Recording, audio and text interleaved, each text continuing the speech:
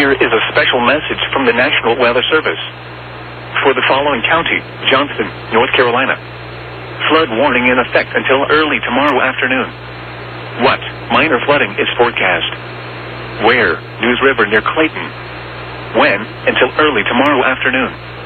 Impacts at 9.0 feet. Minor flooding begins. Minor overflow occurs on both banks.